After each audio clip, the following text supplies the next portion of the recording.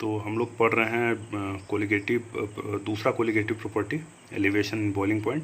आपको समझा चुके हैं कि सॉल्वेंट का बॉइलिंग पॉइंट से ज़्यादा होता है सॉल्यूशन का बॉइलिंग पॉइंट। तो यहाँ मान लिए हम लोग कि प्योर सॉल्वेंट, ये तो लिखे हैं वहीं, boiling point of pure solvent is always less than that of solution. अगर सॉल्यूट कैसा है, नॉन वोलाटाइल है। मान लिए कि बॉइलिंग पॉइंट सॉल्यूशन का है टी, ठीक है, सिंपली टी, और बॉइलिंग पॉइंट सॉल्वेंट का है टी नॉट। तो ये पक्का है कि टी हमेशा ज़्यादा होगा टी नॉट से, मतलब सॉल्यूशन का बॉइलिंग पॉइंट ज़्यादा होगा। तो ये जो डिफरेंस है जितना ज़्यादा होगा, मान लो कि पानी है वो बॉयल हो रहा है 100 डिग्री सेंटीग्रेड पर, और उसमें कुछ मिला दिए तो 102 डिग्री पर बॉयल होने लगा। तो 2 डिग्री जो हुआ उसी को कहा जाएगा elevation in boiling point. Elevate कर गया, कितना उठ गया बॉइलिंग पॉइंट, किसका, सॉल्यूशन का। क्योंकि जब हम लोग किसी सॉल्वेंट में सॉल्यूट ऐड कर दिए, सॉल्यूट ऐड किए तो जो सॉल्यूशन बना वो सॉल्वेंट के रिस्पेक्ट में बॉइलिंग पॉइंट कितना बढ़ गया, इसी को कहते हैं एलिवेशन इन बॉइलिंग पॉइंट। तो देखिए ये जो चीज़ है ये आपको कैसे आया ये नहीं जानना है, आपको डायरेक्ट जानना है, मतलब एक्सपेरिमेंटली आप कह सकते हैं। ये पाया जाता है कि जो एलिवेशन इन बॉइलिंग पॉइंट है, जो एलिवेशन होता है बॉइलिंग पॉइंट का, वो डायरेक्टली प्रोपोर्शनल होता है मोलालिटी ऑफ सॉल्यूशन। मतलब सॉल्यूशन की मोलालिटी जितनी अधिक होगी एलिवेशन इन बॉइलिंग पॉइंट उतना ज़्यादा होगा। और मोलालिटी कब अधिक होगा, जब हम लोग ज़्यादा सॉल्यूट ऐड करेंगे in a given amount of solvent. Solvent के दिए हुए मात्रा में जितना ज़्यादा सॉल्यूट मौजूद होगा, मोलालिटी सॉल्यूशन का उतना ज़्यादा होगा, और मोलालिटी जितना ज़्यादा होगा एलिवेशन बॉइलिंग पॉइंट उतना ज़्यादा होगा। मतलब ये है कि मान लो पानी है, प्योर पानी है, इसमें जितना ज़्यादा नमक मिलाते जाएंगे इसका बॉइलिंग पॉइंट बढ़ता जाएगा। सामान्य भाषा में ऐसे समझ सकते हैं। तो यहाँ पर जब हम लोग प्रोपोर्शनलिटी साइन हटाएंगे तो एक कांस्टेंट डालेंगे, इसको KB से डिनोट करते हैं। तो KB इंटू मोलालिटी। KB को 2-3 नाम से जाना जाता है, कोई भी नाम कभी भी दे सकता है आपको। तो इसको एक तो नाम जानते हैं मोलल बॉइलिंग पॉइंट कांस्टेंट, इस नाम से भी जानते हैं। दूसरा होता है मोलल एलिवेशन कांस्टेंट, इस नाम से भी जानते हैं। और तीसरा मोलल इबोलियोस्कोपिक कांस्टेंट, इस नाम से भी जानते हैं। और ये KB का जो वैल्यू है, इसका जो वैल्यू है, ये डिपेंड करता है सॉल्वेंट पे। ये पूरी तरह से सॉल्वेंट पे डिपेंडेंट है। सॉल्यूशन सॉल्यूट से कोई लेना देना नहीं है इसको, डिपेंडिंग ऑन सॉल्वेंट। KB का वैल्यू किस पे डिपेंड करता है, सॉल्वेंट पे डिपेंड करता है। KB के वैल्यू को हम लोग कैलकुलेट भी कर सकते हैं। वैसे आमतौर पर हम कभी इससे क्वेश्चन नहीं देखे हैं, बट अगर पूछ दे तो आपको पता होना चाहिए। तो KB को कैलकुलेट कर, किसी सॉल्वेंट के KB, मान लो पानी का KB कैलकुलेट करना है तो उसके लिए एक फार्मूला है, ये भी आपको डायरेक्ट याद रखना है। किसी सॉल्वेंट के KB को कैलकुलेट करने का फार्मूला क्या है, RT²/LV × 1000। अब इस सारा टर्म को समझेंगे हम लोग। R क्या है, वही universal gas constant, SI unit में लेके चलेंगे तो 8.314, ठीक है। T क्या है यहाँ पर, boiling point temperature of solvent. अगर आप पानी के लिए कैलकुलेट कर रहे हैं तो T की जगह 100 डिग्री सेंटीग्रेड नहीं, 100 नहीं, 100 + 273, 373 केल्विन, ये पुट होगा किसके जगह, टेम्परेचर के जगह। तो boiling point temperature of solvent T के जगह। LV क्या है, तो लेटेंट हीट ऑफ वेपोराइजेशन। अब जरा ये शब्द समझिए, latent heat of vaporisation generally इसका इस्तेमाल फिजिक्स में किया जाता है। और क्या चीज़ है, तो लेटेंट हीट ऑफ वेपोराइजेशन का मतलब होता है कि आप ऐसे समझिए आराम से। जैसे मान लीजिए आप 1 किलोग्राम पानी ले लिए, 1 किलोग्राम पानी है और इसका फ़िलहाल टेम्परेचर है 100 डिग्री सेंटीग्रेड। अब आप इसको गर्म करते हैं। ध्यान देना है कि आप इसको गर्म कर रहे हैं लेकिन तापमान नहीं बदले, मतलब आपका इसके बॉइलिंग पॉइंट टेम्परेचर पे लिए हैं, और ये पूरा का पूरा पानी किस में बदल जाए, वेपर में बदल जाए। तो उसके लिए जितना हीट इसको सप्लाई करना पड़ेगा, उसी हीट को पानी का लेटेंट हीट ऑफ वेपोराइजेशन कहेंगे। मतलब क्या हुआ कि किसी लिक्विड के बॉइलिंग पॉइंट टेम्परेचर पर बिना टेम्परेचर में किसी बदलाव के उसको लिक्विड फेज से वेपर फेज में कन्वर्ट करने के लिए जितना हीट आप सप्लाई करते हैं, मतलब किसी लिक्विड को उसके बॉइलिंग पॉइंट पर लिक्विड से वेपर फेज में कन्वर्ट करने के लिए जितना हीट सप्लाई कर रहे हैं, ध्यान देना है टेम्परेचर ना बदले, तो उसी को कहा जाता है उसका लेटेंट हीट ऑफ वेपोराइजेशन।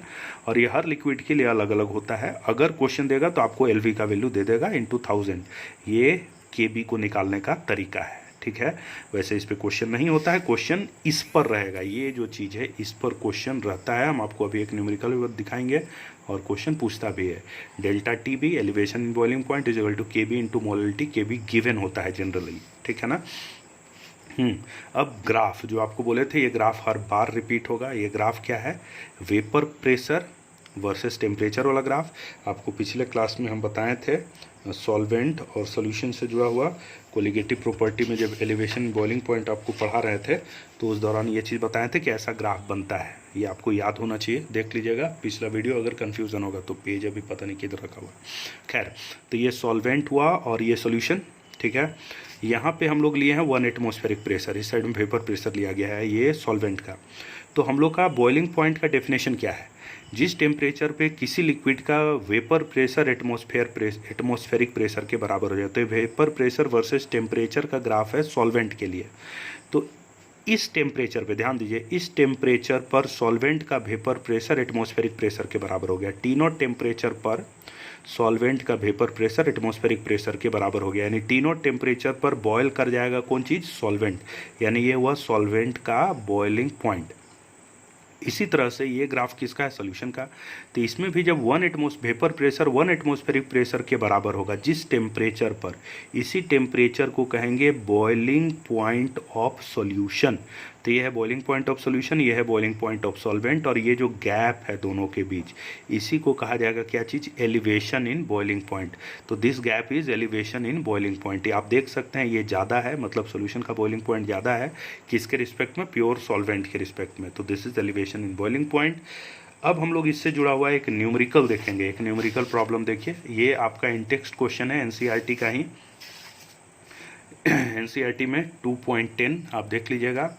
दिया हुआ क्या है कि बॉइलिंग पॉइंट किसका, पानी का, किस टेम्परेचर पे, 750 मिलीमीटर ऑफ मरकरी। इस टेम्परेचर पर बॉइलिंग पॉइंट कितना है, 99.63 डिग्री सेंटीग्रेड। कहता है अब हम लोग 500 ग्राम पानी लिए, एक बर्तन में 500 ग्राम पानी लिए। तो पानी सिंपली प्रेशर, एटमॉस्फेरिक प्रेशर भी फिलहाल इतना ही है मान लीजिए। तो पानी जो है इस टेम्परेचर पर बॉयल हो जाएगा, सिंपली आप इसको गर्म करेंगे तो। अब कहता है कि इस 500 ग्राम पानी में कितना चीनी मिला दे, कितना शुगर मिला दे, कितना सुक्रोज मिला दे। तो कितना चीनी मिला दे ये हम लोग को पता करना है, ताकि ये पानी का बॉइलिंग पॉइंट कहाँ पहुँच जाए, 100 डिग्री सेंटीग्रेड पहुँच जाए। मतलब उस सोल्यूशन का, वो मीठा पानी का बॉइलिंग पॉइंट 100 डिग्री पहुँच जाए, मतलब 99.63 से 100 डिग्री सेंटीग्रेड पहुँचाना है। केबी का वैल्यू इतना, ये क्वेश्चन में सीधा नहीं दिया हुआ है। चैप्टर अगर आप खोलिएगा एनसीईआरटी तो उसमें एक जगह KF और KB का डाटा दिया हुआ है, वहाँ से हम ये उठाए हैं। तो ये आपको सप्लाइड होता है क्वेश्चन में, इसलिए इसको लेके बहुत माथापच्ची मत कीजिएगा कि इसको कहाँ से लिख दिया, क्वेश्चन में तो दिया नहीं है, ठीक है ना, टेंशन नहीं लेना। तो अब जरा आइए इसको बनाएंगे कैसे। मतलब पानी में हम लोग चीनी डाल रहे हैं और चीनी डाल रहे हैं जिससे जो बॉइलिंग पॉइंट बढ़ रहा है, तो कितना चीनी डाले ये पूछा है। तो एलिवेशन से जुड़ा हुआ क्वेश्चन है, तो एलिवेशन से जुड़ा हुआ क्वेश्चन है, तो ये रिजल्ट है मेरे पास, delta T B is equal to K B into molality. और डेल्टा टी बी बराबर क्या होता है, एलिवेशन बॉइलिंग पॉइंट, मतलब boiling point of solution minus boiling point of solvent. Solution कितना दिया हुआ है, 100 डिग्री पर बॉयल हो रहा है, और सॉल्वेंट कितना है 99.63, यानी एलिवेशन बॉइलिंग पॉइंट, हम लोग को बॉइलिंग पॉइंट कितना उठाना है, 0.37 डिग्री सेंटीग्रेड। तो ये हमको पता चल गया डेल्टा टी बी। के बी का वैल्यू क्वेश्चन में दिया हुआ है। अब जरा मोलालिटी में आते हैं। मोलालिटी के लिए अपने पास रिजल्ट क्या है, number of mole of solute by weight of solvent in KG, ठीक है। यहाँ सोल्यूट कौन है, सुक्रोज है, सॉल्वेंट कौन है, पानी है। सुक्रोज का ये फार्मूला होता है C12H22O11, 342 इसका मोलिकुलर वेट आता है। देखिए कैसे आएगा, 12 गुना 12 144, कार्बन के चलते हो गया, 22 गो हाइड्रोजन 22 हुआ, और 11 गुना 16 ये कितना हो गया, 160, 176, 176 हो जाएगा। कितना हो गया, ये हो गया मेरा 12 का 2, हाथ में 1, 7 दूना 14 का 4, हाथ में 1, 342। तो मोलिकुलर वेट इसका 342 होता है। सॉल्वेंट कौन है, वाटर है। मोलालिटी के लिए number of mole of solute तो x ग्राम मान लिए हम लोग चीनी मिलाए हैं, कितना x ग्राम मिलाए हैं, तो x/342।